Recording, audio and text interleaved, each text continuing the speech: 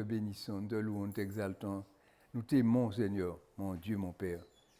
Nous te sais combien tu nous aimes, Seigneur. Tu manifestes ton amour pour nous, les humains, que tu veux sauver, Seigneur, mon Dieu, mon Père. Nous te bénissons, nous te louons, t'exaltons, te disons merci. Merci pour ta présence, merci pour ton esprit, Seigneur, mon Dieu. Car sans ton Saint-Esprit, que serons-nous devenus, Seigneur, mon Dieu? Nous savons, Seigneur, mon Dieu, car ton esprit nous guide, nous dirige, nous guide, nous montre le chemin, Seigneur, qui mène dans ton royaume, Seigneur. Car nous voulons être dans ce royaume avec Jésus. Et nous bénissons ton nom, nous te louons, nous te remercions, Père, dans le nom de Jésus-Christ. Béni sois-tu, bénis chacun de nous, Seigneur, mon Dieu. Nous comptons sur toi en toutes choses, Seigneur, car nous savons que c'est toi qui as la solution à tous nos problèmes, toutes sortes de problèmes, c'est toi qui as la solution. Seigneur, il y a toujours une solution avec toi. Et nous te remercions parce que tu prends soin de nous, tu prends soin de ceux qui t'appartiennent. Seigneur, tu n'es pas un Dieu qui nous abandonne, Seigneur, parce que tu es notre Père et tu aimes tes enfants, tes fils, Seigneur mon Dieu, tes filles, et tu veux le bien pour nous, Seigneur mon Dieu. Nous te bénissons, nous t'aimons, Seigneur mon Dieu. Nous croyons en toi. Nous ne voulons pas reculer, Seigneur. Nous ne voulons pas regarder en arrière. Nous voulons regarder de l'avant, avancer devant toi, Seigneur mon Dieu, pour devenir vraiment des fils bien-aimés, Seigneur mon Dieu. Et nous glorifions ton nom, Seigneur mon Dieu.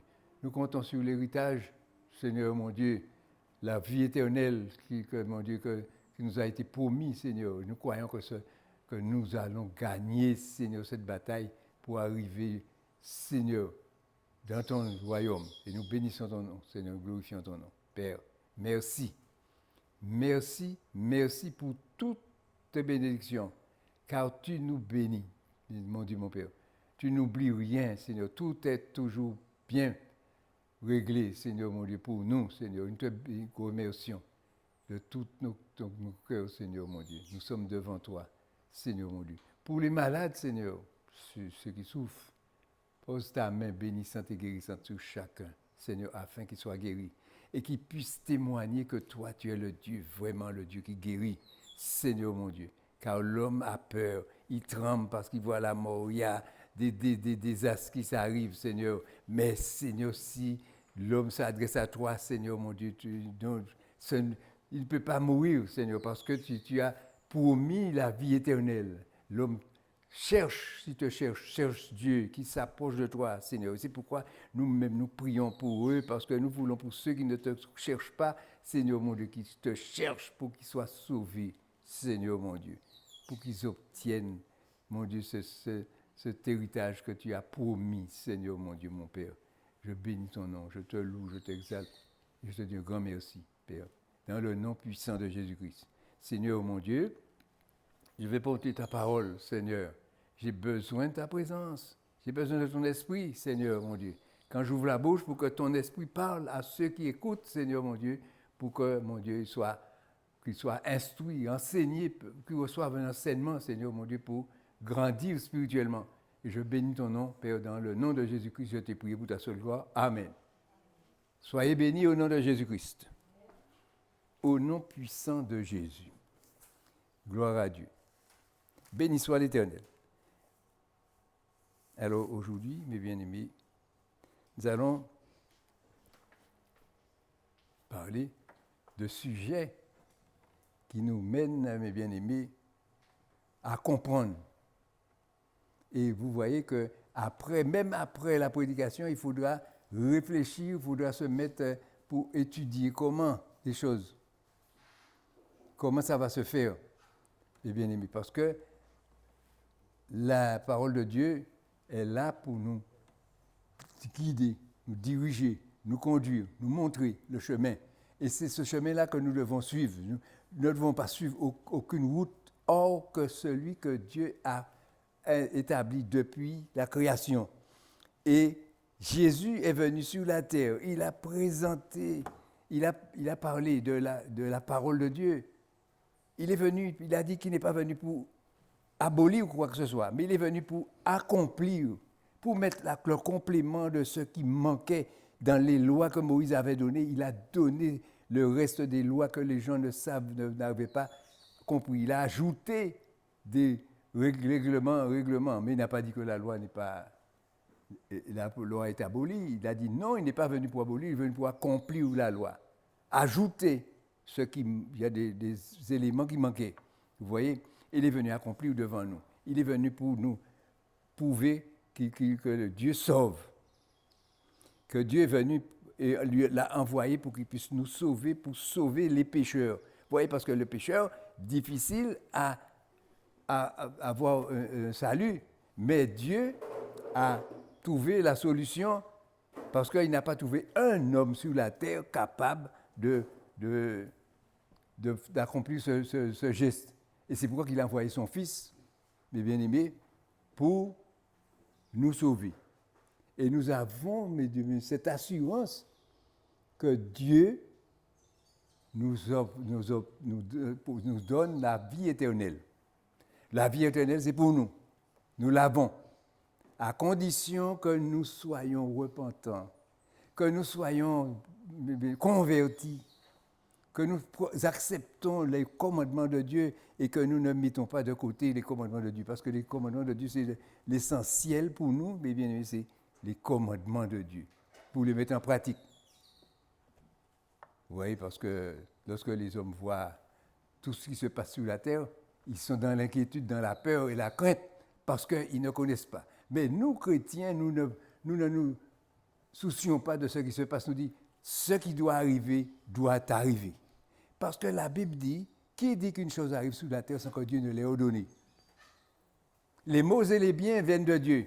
Parce que pourquoi? Parce que c'est Dieu qui a rétabli toutes choses sur la terre. Et il a écrit, il a donné un écrit qui est des choses où on est béni, et puis il y a des endroits où nous ne sommes pas bénis. Parce que pourquoi? Parce que nous devons mettre en pratique la parole qu'il a donnée. Il nous a montré il nous a donné cette parole, et c'est cette parole-là qui va nous sauver. Quel que soit ce que nous allons faire dans la vie, nous devons prendre à témoin la parole de Dieu pour dire que la parole de Dieu dit telle chose. Dieu dit. Parce que quand il parle pour les prophètes, il dit à prophète, dites-leur que l'Éternel dit. Voilà ce que Dieu dit, l'Éternel dit. Et il faut que les prophètes, ceux qui se disent prophètes, il faut qu'ils apportent des témoignages que Dieu dit quelque chose, parce que Dieu toujours, lorsqu'il est un prophète, il a toujours quelque chose à dire à ses enfants, à ceux qui lui appartiennent, à ses fils, parce que les fils, ce sont ceux qui servent Dieu, qui sont au service de Dieu. Parce qu'on devient enfant de Dieu. Mais après qu'on est devenu enfant, on grandit. Et quand on grandit pour devenir des fils. Et quand on est des fils, on a des responsabilités. Dieu nous donne des responsabilités, nous sommes responsables. Je te donne la responsabilité de telle chose. Et c'est toi qui dois accomplir, qui dois faire ce que moi je te donne à faire. Et tu as une responsabilité. Et tu deviens un fils de Dieu. Mais si tu viens parce que Dieu ne nous donne pas son esprit pour que nous fassions le beau, que nous vivons une vie merveilleuse et tout, il nous donne son esprit pour que nous soyons utiles pour ceux qui ne connaissent pas Dieu. Pour aider ceux qui ne connaissent pas Dieu, pour les apprendre à connaître Dieu. Pour les aider, parce qu'il faut les aider, parce qu'il faut parler aux uns et aux autres pour qu'ils entendent la parole de Dieu. Et pour ceux qui veulent écouter, s'ils écoutent, ils sont sauvés. S'ils n'écoutent pas, ils ne sont pas sauvés. C'est ça. Et nous n'avons pas à chercher à comprendre si celui-là veut entendre ou celui-là ne veut pas entendre. On le dit à l'un et à l'autre, tous ceux qui sont là, on leur parle, et ceux qui écoutent, ils seront sauvés. Ceux qui n'écoutent pas, c'est eux qui ont pris leur décision de faire. Vous voyez, mes bien-aimés. Alors, nous allons prendre un passage dans le livre de Jean, chapitre 10, au verset 22.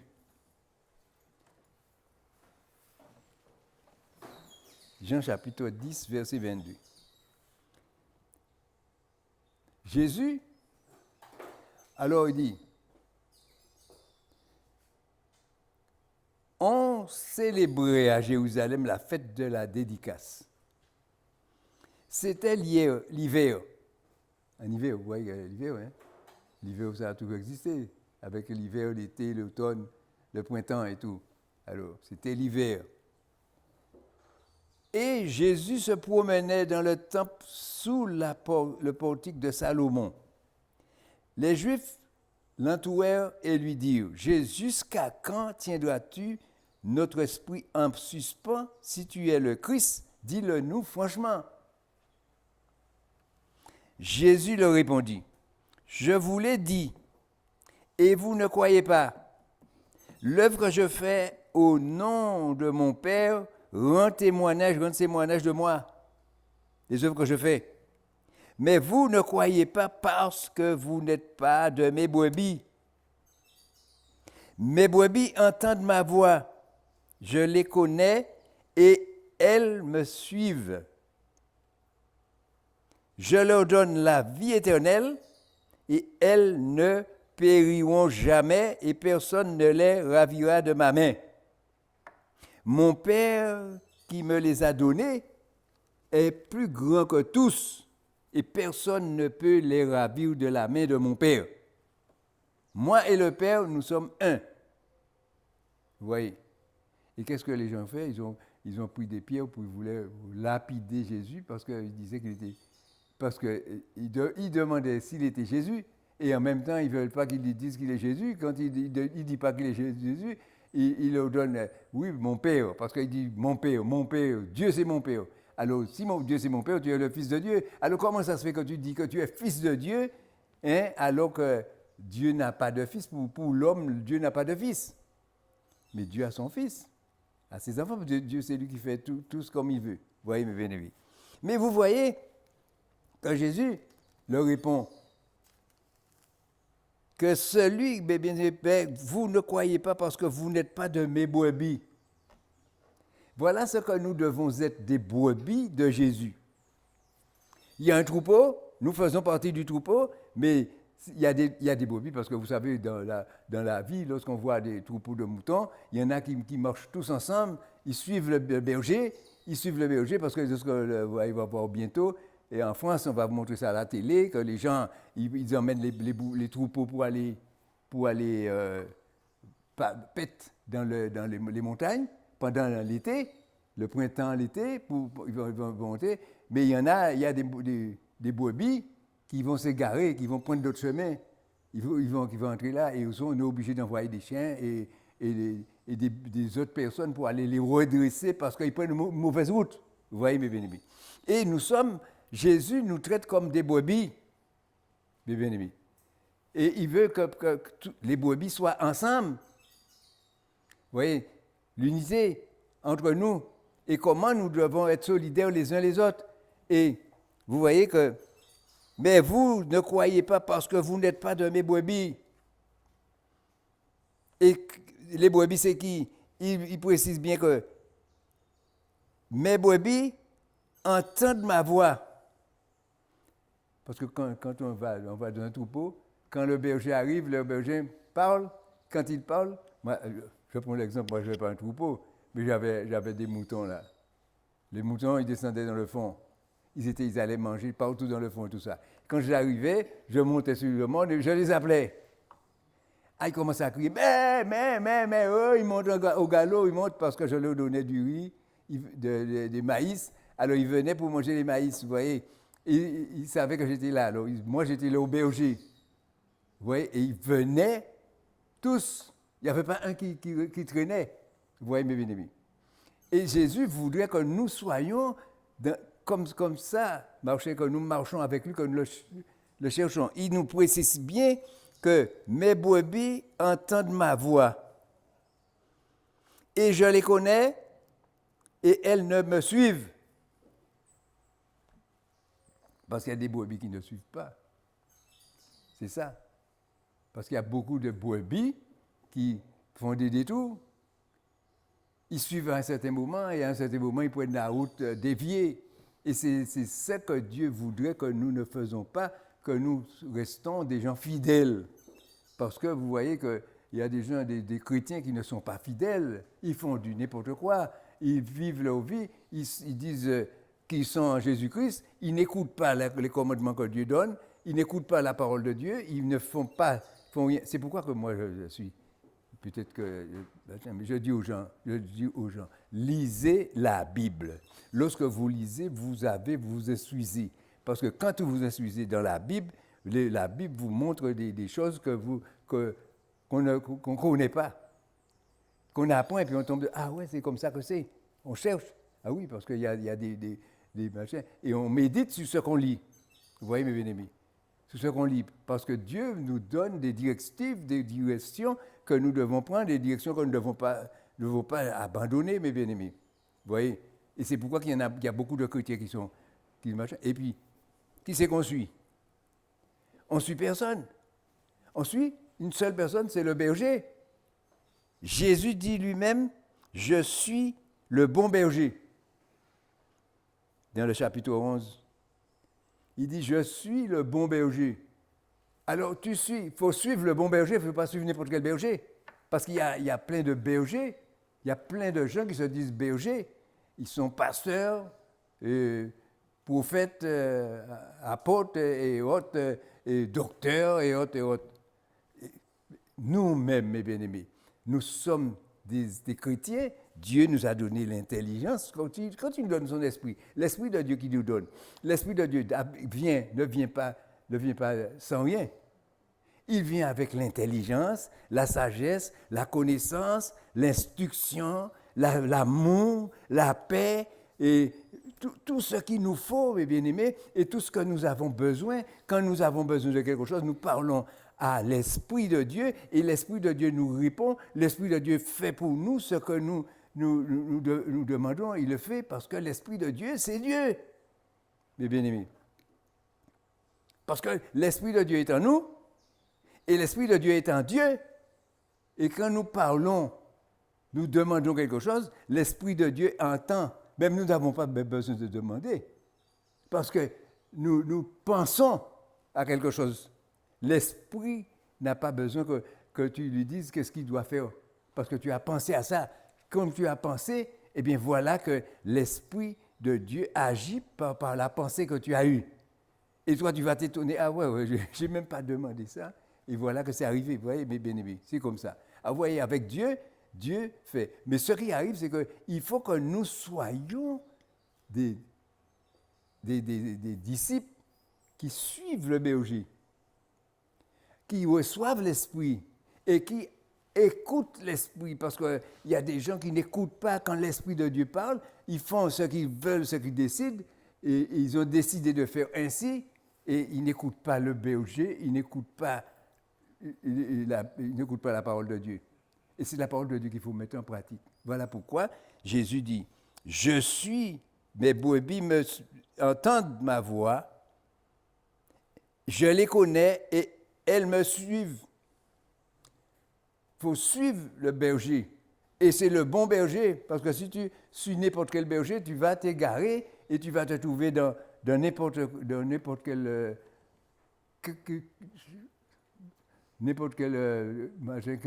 machin, bien aimé, n'importe quoi. C'est pourquoi il faut que nous fassions attention à nous. Alors Jésus nous précise, vous ne me comprenez pas quand je vous explique que je suis le Fils de Dieu. Vous ne comprenez pas, vous n'acceptez pas que je vous dis que je suis Fils de Dieu, et vous voulez que je vous raconte quoi? Qu'est-ce que vous voulez que je vous raconte? Que c'est moi le Fils de Dieu, que Dieu a envoyé et autres. Et je vous ai déjà fait comprendre. Je vous ai déjà montré comment je vis. Ce que je fais, il n'y a qu'une seule personne qui peut faire, c'est Dieu. Et aussi avec son Fils. Et maintenant, lorsque nous voyons nous devenons fils de Dieu. Quand nous sommes devenus fils de Dieu, Jésus nous donne son esprit et avec l'esprit de Dieu, nous allons faire comme Jésus. Nous ne serons pas Jésus parce que nous allons suivre l'exemple de Jésus. Parce qu'il y en a qui veulent devenir des dieux, qui veulent être au-dessus et que tout le monde les adore. Les adore parce que non, mes bien-aimés, non. Parce que c'est pourquoi que Jésus était sur la terre, il était humble, il était un serviteur, il a servi l'humanité, au service de l'humanité. Mais il y a des chrétiens qui arrivent et puis ils veulent être des chefs. et puis qu'on vienne le servir. Mais bien aimé, c'est le serviteur de Dieu qui doit servir l'Église. Il doit être au service des uns et des autres. Vous voyez? Et c'est ça. Alors, il faut suivre le berger. Et pas suivre n'importe. Vous voyez, je prends un exemple pour vous. Par exemple, on entend des gens qui disent « Je suis l'évangile, il est baptiste. » Quand il dit baptiste, on prend baptiste, mes bien-aimés. Jean est venu sur la terre.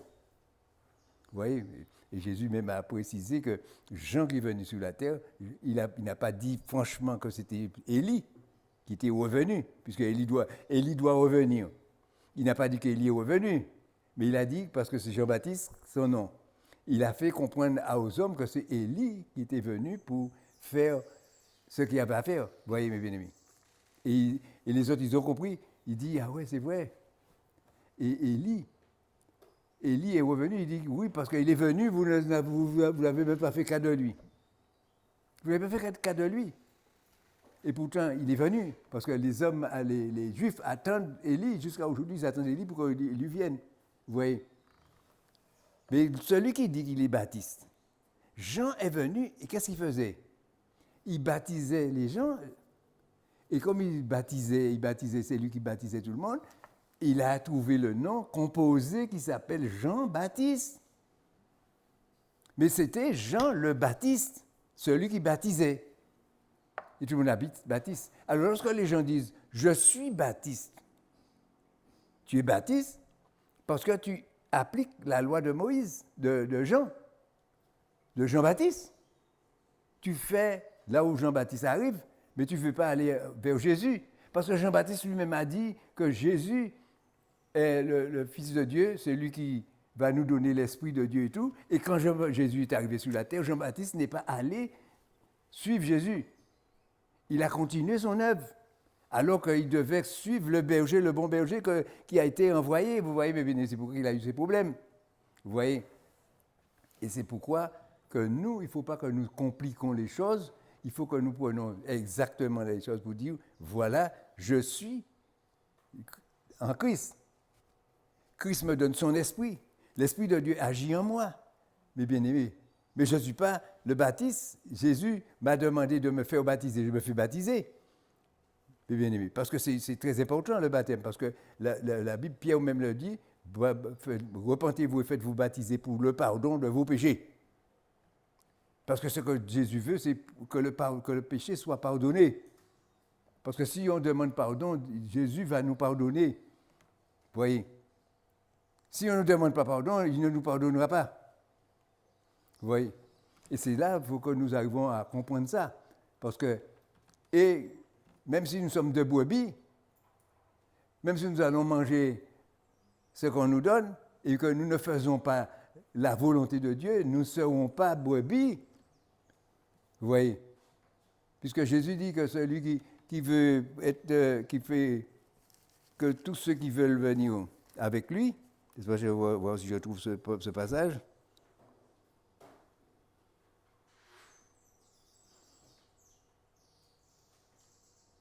Ah oui, 5.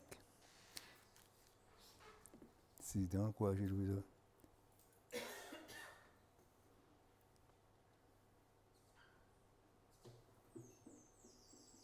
Alors, Jésus dit que nous ferons les œuvres qu'il fait. Mais il faut que nous apprenions à connaître Dieu, à faire la volonté de Dieu, marcher dans ses voies et ne pas chercher à nous compliquer la vie. Vous voyez, mes bien-aimés. Alors, c'est pourquoi Jésus nous dit que nous devons le suivre. Mais il y a beaucoup qui ne suivent pas. Ce que nous voulons, c'est suivre. Ce que Dieu veut, c'est que nous suivons la parole que nous donnons. Et il nous dit que la parole ne revient pas à lui sans effet. Et la parole fait son effet, et quand la parole a fait son effet, eh bien voilà, il n'y a plus d'effet à faire encore, et c'est fait. Et on ne peut pas dire que ça ne va pas se faire. On ne peut pas l'effacer, parce que Dieu l'a dit. S'il l'a dit, ça va se faire. C'est la méthode de Dieu. Il a dit et il ne dit pas quelque chose qu'il ne va pas faire. Vous voyez, mes bien-aimés. Et c'est pourquoi que nous devons tenir compte de tout ce qui est écrit dans la parole de Dieu, dans la Bible. Dire que c'est la vérité et moi, je dois mettre en pratique la vérité. Et pas, faut pas que je décide de ma vie. Ce n'est pas moi qui dois décider de ma vie, c'est la parole de Dieu qui doit décider de ma vie. Lorsque je vis, je dis, ben, voilà ce que Jésus dit, je dois suivre le berger. Alors je le suis. S'il a dit quelque chose, je fais ce qu'il a dit. Il me donne quelque chose à faire, je fais ce qu'il me dit de faire. S'il ne me dit pas de le faire, je ne le fais pas. Parce que je l'écoute, j'obéis. C'est ça la vie de la brebis. On lui donne, il prend. Il a à faire, il le fait. S'il n'a pas à faire, il ne fait pas. C'est ça. Je le connais et ils me suivent. Je leur donne la vie éternelle. Si nous nous battons sur la terre pour avoir la grâce de Dieu, c'est pour la vie éternelle, mes bien-aimés. Ce n'est pas pour autre chose que nous devons nous battre pour arriver à la fin, lorsque nous aurons quitté la terre, que nous soyons à la vie éternelle. Vous voyez, mes bien-aimés. Vous voyez, la vie éternelle. Vous voyez que je vais vous donner un exemple de la vie éternelle. Je vais vous donner un exemple de la vie éternelle. Matthieu 17. 17, versets 1 à 8.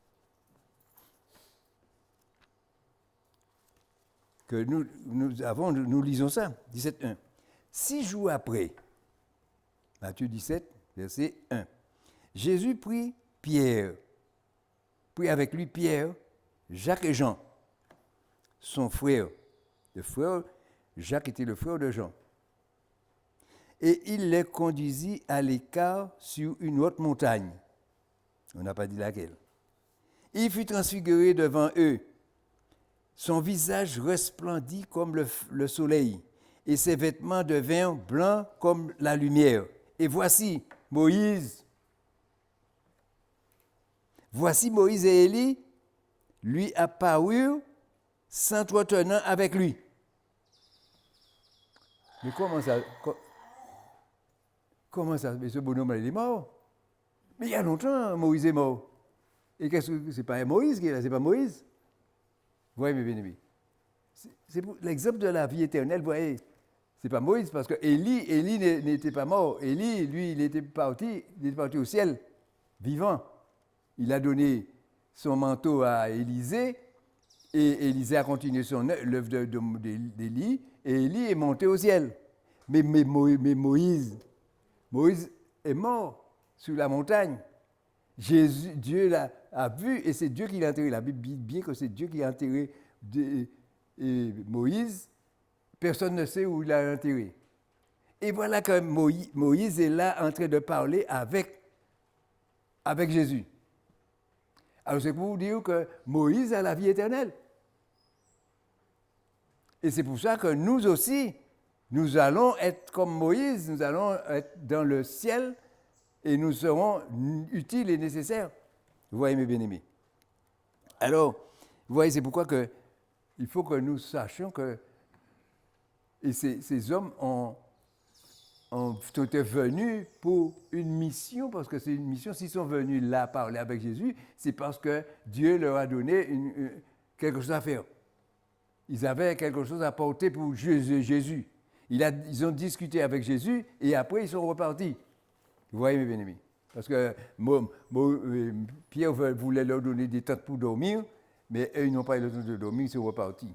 Et pendant que Pierre parlait à Jésus pour lui dire « Nous allons leur monter 3 tentes », eh bien, ils sont repartis. Vous voyez, mes bien-aimés. Et c'est pour ça que nous devons comprendre que la vie éternelle, c'est réel, ça c'est vrai.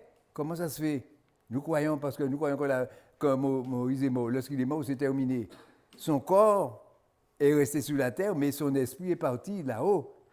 Et quand il revenait, Moïse et Pierre n'a pas demandé à Jésus c'est qui, Jean n'a pas demandé à Jésus c'est qui, et Jacques non plus. Mais ils ont su que c'était Moïse et Élie qui étaient là. Vous voyez, mes bien-aimés. Et vous voyez qu'il y a eu, Jésus a pris une autre tenue.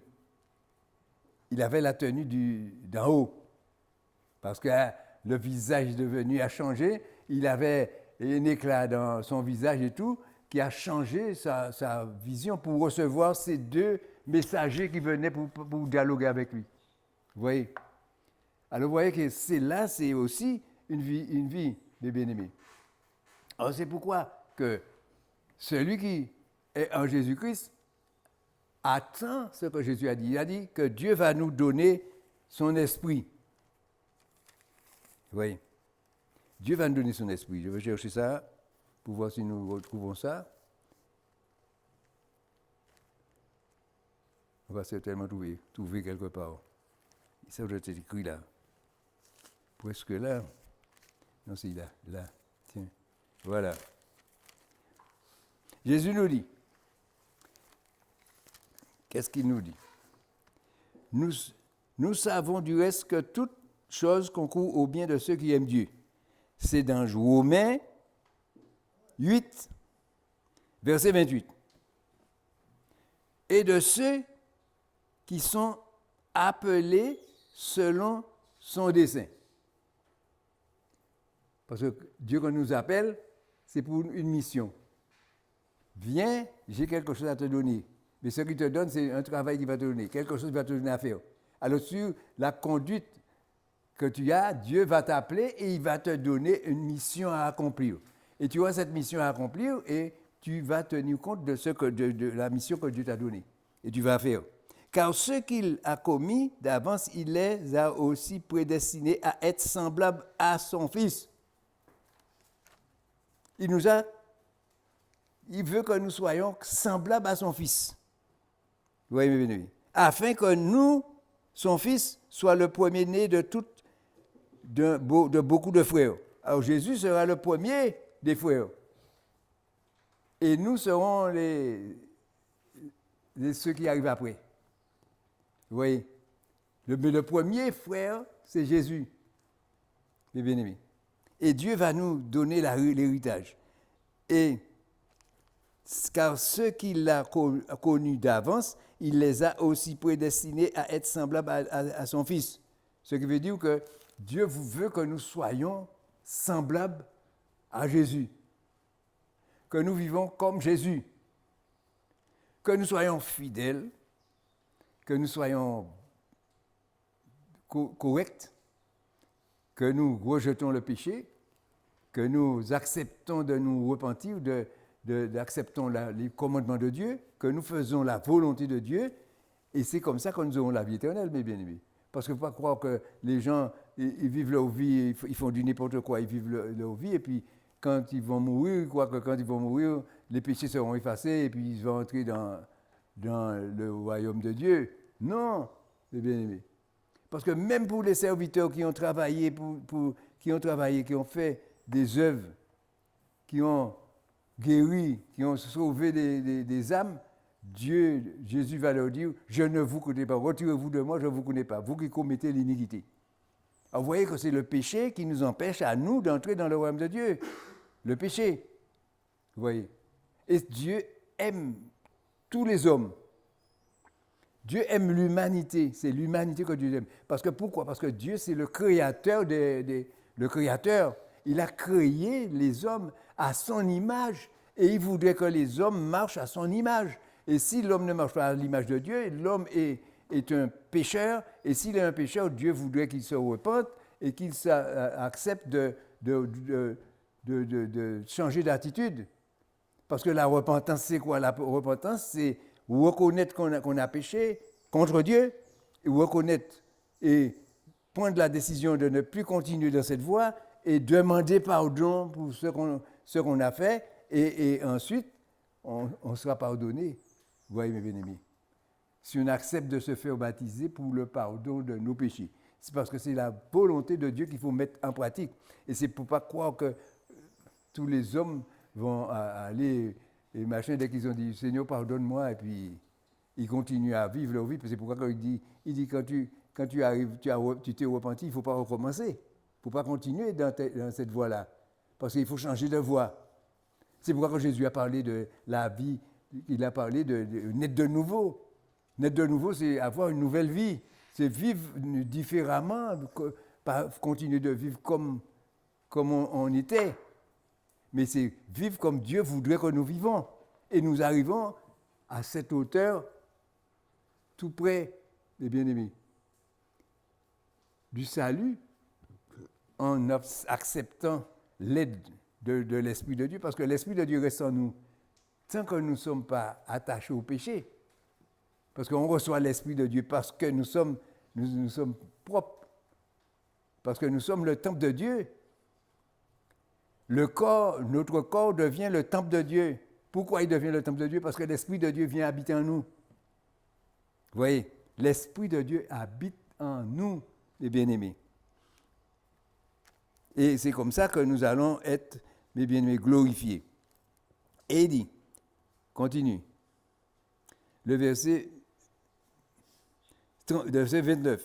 Car ceux qu'il a commis d'avance, il ne les a prédestinés à être semblables à l'image de son Fils, afin que son Fils soit le premier-né de beaucoup de frères.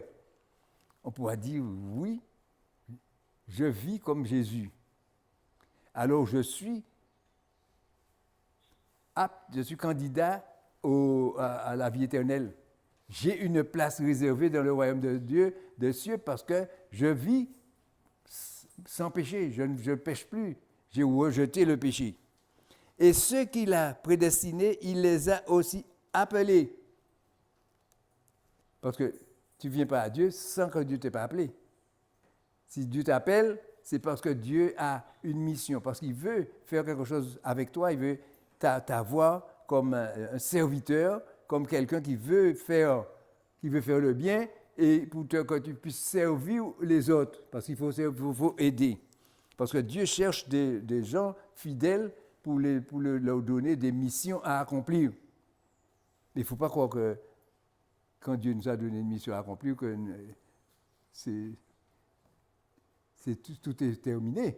Non, c'est la façon, parce que notre mission sera accomplie, c'est si nous tenons compte de ce que Dieu nous a donné à faire et que nous le faisons volontairement et nous le faisons fidèlement, sincèrement. Vous voyez? Et ceux qu'il a prédestinés, il les a aussi appelés. Et ceux qu'il a appelés, il les a aussi justifiés. Vous voyez? Si tu n'es pas justifié, l'Esprit de Dieu ne vient pas en toi, parce que tu n'es pas juste. Et ceux qu'il a justifiés, il les a aussi glorifiés. Tu vivras dans la gloire de Dieu.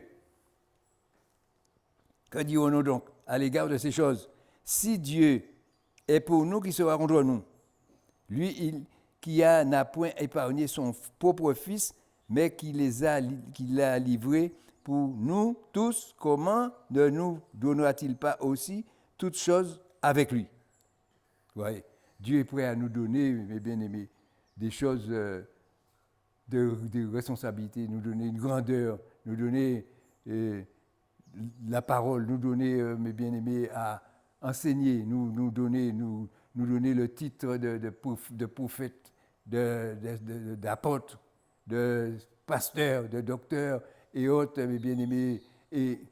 Mais s'il nous donne seulement, vous voyez l'expérience qu'il faut passer. Il faut que nous soyons. Il appelle, il les a aussi justifiés. Avant de les justifier, il les a aussi appelés à beaucoup de. Ceux à qui il a destiné, il les a aussi appelés à ceux qu'il a appelés. Il les a aussi justifiés. Et ceux qu'il a justifiés, il les a aussi glorifiés. Mes bien-aimés, que dirons-nous donc à l'égard de ces choses? Mes bien-aimés. Alors, vous voyez, Jésus veut nous perfectionner, nous rendre, mes bien-aimés, vraiment des fils de Dieu. Et quand on est fils de Dieu, on n'est pas dans le péché. Voilà. On met la chair de côté et puis on vit par l'esprit. Parce qu'on vit avec l'Esprit de Dieu. Quand l'Esprit de Dieu parle, on écoute ce qu'il dit et on fait ce que l'Esprit de Dieu dit. Et c'est ça. Et on marche selon l'Esprit. Mais lorsqu'on est... Il ne faut pas qu'on soit troublé. Qui accusera les élus de Dieu? C'est Dieu qui justifie. Alors si tu veux trouver une justification, c'est devant Dieu qu'il faut résoudre le problème. Ton problème, c'est devant Dieu. Seigneur, tu as un problème. On doit adresser à Dieu et on demande à Dieu de l'aide. Et Dieu va agir pour toi parce que tu demandes à Dieu. Vous voyez, mes bien-aimés. Qui les condamnera? Christ est mort, bien plus il est ressuscité et il est à la droite de Dieu et il intercède pour nous. Ce n'est pas parce qu'il intercède pour nous que nous allons pécher à chaque minute de notre vie. Nous faisons du n'importe quoi et puis vous nous dites « Ah mais oui, mais il intercède pour nous. Hein. » Oui, mais il y a des choses qui ne sont pas faciles à intercéder parce qu'il y a quelque chose qui est important. Parce que la Bible dit que si nous semons, quand nous avons semé, il y a une récolte à faire. Parce que toute semence donne une récolte, donne des grains. Et les grains, il faut les dissoudre. Vous voyez? C'est pourquoi que beaucoup de gens se trouvent sous la malédiction. Parce que les gens ne disent pas. Ils ne savent pas, ils ne savent même pas. Ils sont sous la malédiction. Pourquoi? Parce qu'ils ont fait des choses pas gentilles. Et puis ils récoltent le fruit. Parce que le fruit, quand le fruit est bon, voilà. On récolte le fruit qu'on a semé. Du mal qu'on a fait. On a fait du mal, et bien qu'est-ce qu'on récolte? Il y a un fruit, tu vas récolter le fruit. Et quand tu vas récolter le fruit, même si tu es chrétien, tu récoltes le fruit, il faut te débattre avec pour te sortir de ce fruit-là. C'est une malédiction, mes bien-aimés. Et Dieu nous précise bien que nous devons payer les conséquences du mal qu'on fait. Et c'est pourquoi que Jésus, il y a des choses, il intercède pour nous parce que nous-mêmes, nous demandons pardon à lui et lui demande à Dieu de nous pardonner. Mais si, mes bien-aimés, nous ne faisons pas la volonté de Dieu, il ne demandera pas pardon à Dieu pour nous. Parce que ça ne va pas se réaliser. Parce que le Père va dire, mais oui, mais lui, il ne change pas d'attitude. Regarde comment il vit. Parce qu'il ne faut pas croire que Dieu ne sait pas, parce qu'il y a des gens qui croient que Dieu ne voit pas. Mais Dieu voit toutes choses. Dieu sait tout. Il connaît chacun de nous, il sait ce que nous pensons, il sait comment nous allons vivre, il sait déjà quand nous allons mourir, quand nous allons quitter la terre. Nous ne savons pas, mais il sait. Il ne te dit pas la date, mais il le connaît, tout est écrit d'avance. Et les œuvres qui arrivent, ceux qui arrivent sur la terre et que les gens voient arriver, comment ça se fait?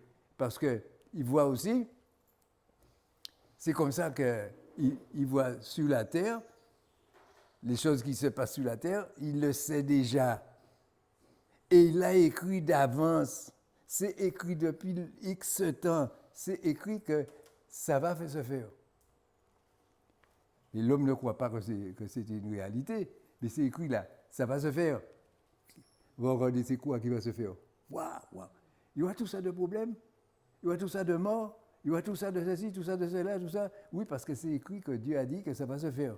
Mais ce n'est pas Dieu qui est l'auteur de ce qui arrive. Parce que le malheur qui arrive à l'homme, c'est la malédiction qui arrive que l'homme a invité, parce que c'est l'homme qui invite la malédiction dans sa vie, qui invite la malédiction dans la vie des autres. Parce qu'on voit des peuples qui souffrent à cause de malédictions qui arrivent, mes bien-aimés. Et c'est pourquoi il faut que l'homme apprenne à vivre fidèlement à Dieu pour attendre que Dieu, pour qu'il vive selon le commandement de Dieu. Vous voyez, mes bien-aimés, c'est ça.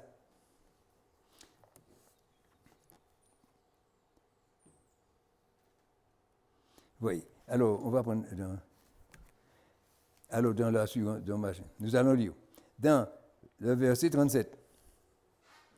Mais dans toutes ces choses, nous sommes plus que vainqueurs par celui qui nous a aimés. nous sommes plus que vainqueurs. Mais nous sommes vainqueurs. Mais pourquoi il parle? C'est parce qu'il dit nous sommes vainqueurs. Nous, c'est qui? Nous, c'est pas les gens de la rue, c'est pas les gens qui vivent leur vie n'importe. Ce sont les fils, les enfants, les fils, ceux qui suivent Jésus, les brebis qui suivent Jésus. Nous sommes vainqueurs. Nous avons la victoire parce que nous suivons Jésus. Mais dans toutes ces choses, nous sommes plus que vainqueurs par celui qui nous aime. Il va nous donner la victoire. Et car j'ai l'assurance, écoutez ça, le verset 38, car j'ai l'assurance que ni la mort,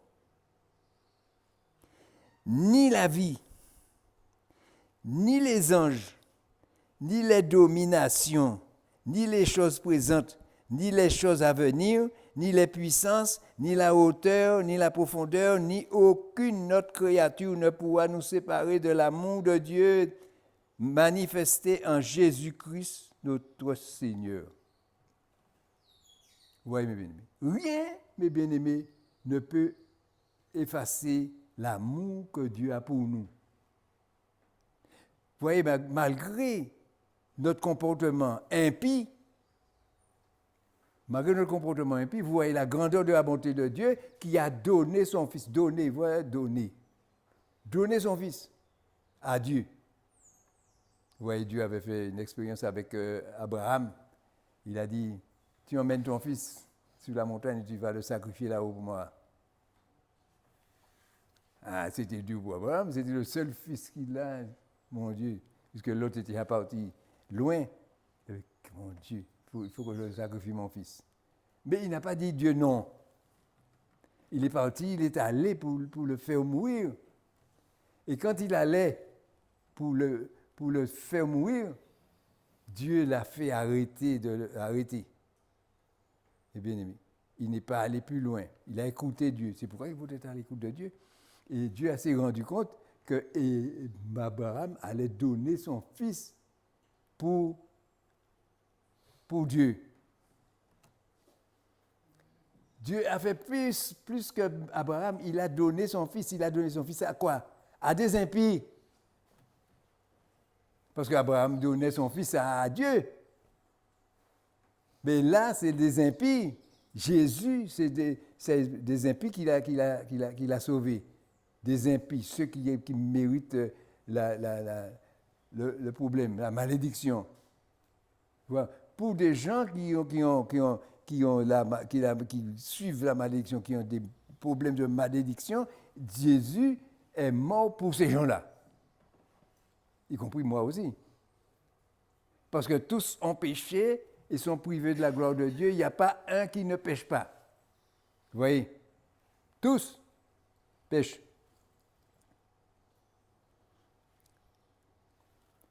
Alors, mes bien-aimés, vous voyez, il y a tellement de choses à dire là-dedans qu'on ne pourrait même pas aller. On a écorché un petit peu. Par exemple, mes bien-aimés, lorsqu'on parle de machin, écoutons ça, parce qu'il faut que je le dise quand même avant qu'on parte. Or, c'est le chapitre, toujours dans le même chapitre, mais au verset 11. Verset 17. Or, si nous sommes enfants, nous sommes aussi héritiers. Héritiers de Dieu et co-héritiers de Christ. Si, vous voyez mes bien-aimés, nous savons cet héritage-là, à une condition. Si, toutefois, nous souffrons avec lui, afin d'être glorifiés avec lui. Et c'est ce que le chrétien ne veut pas entendre, la souffrance.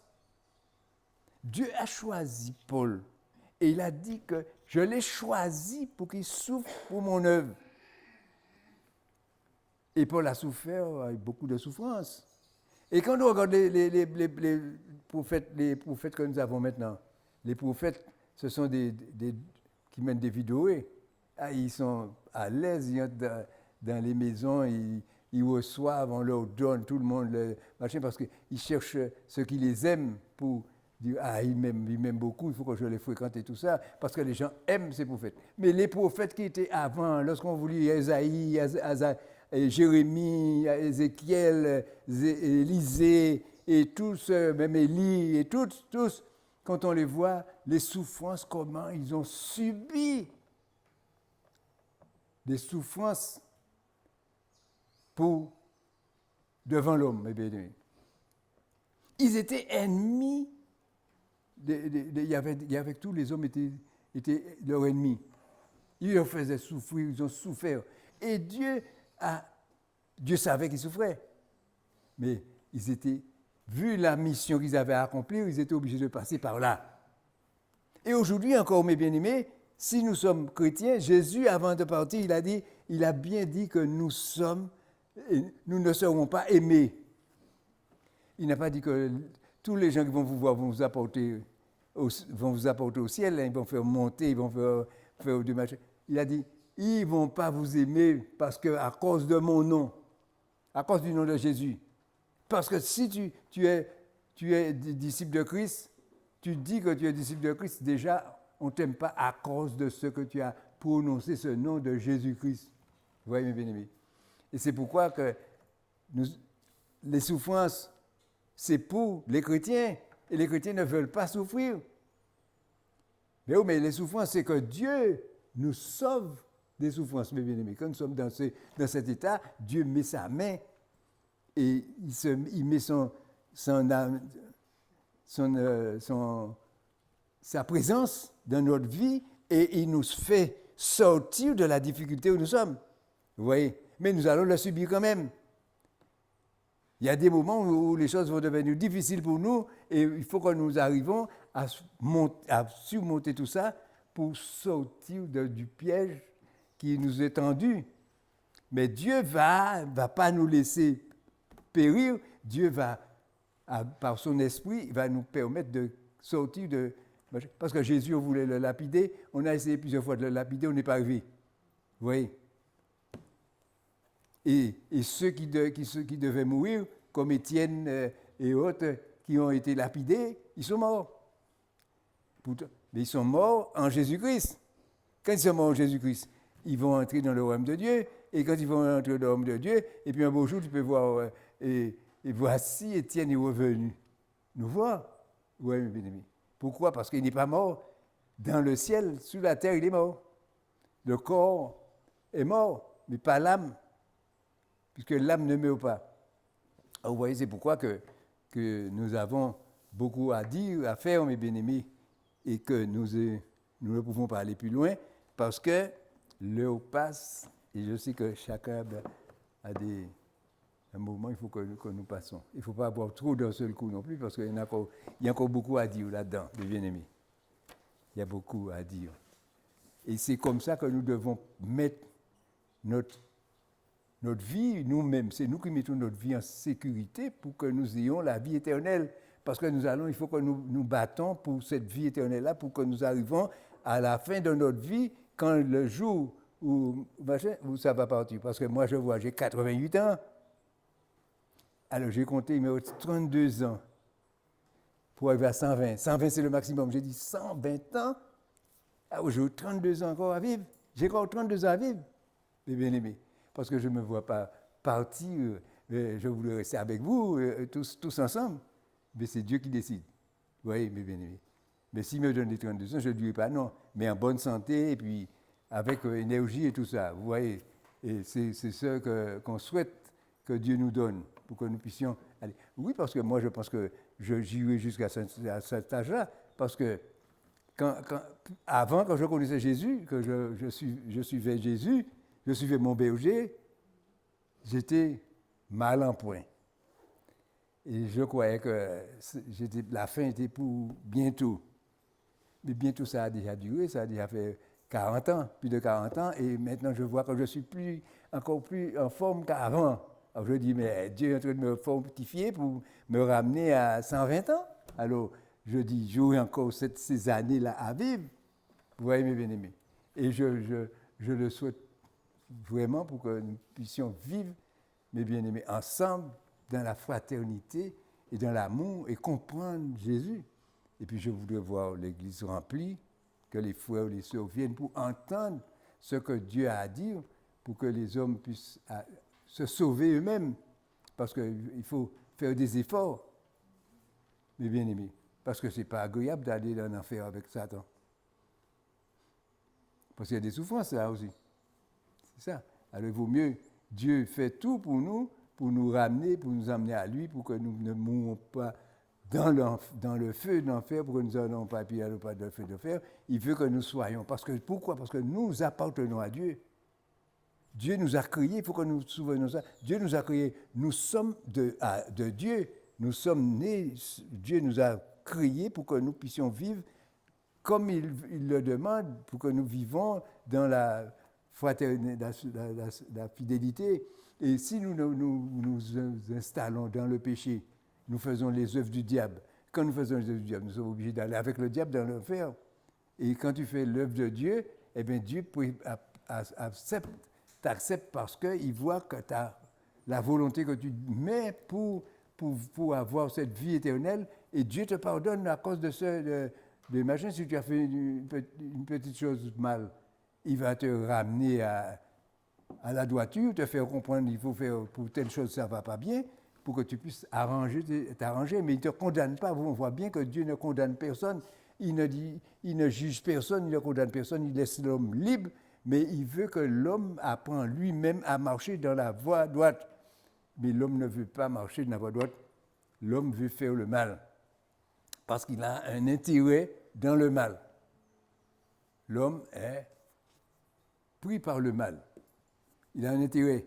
À chaque fois qu'il voit un intérêt, pour lui, un avantage, il dit « Ah non, je vais le faire, je vais faire ça, ceci, cela. » Et puis après, il y en a même qui disent « Ils vont le faire, puis je vais demander pardon après. » Vous voyez? Et c'est ça qu'il ne faut pas faire devant Dieu.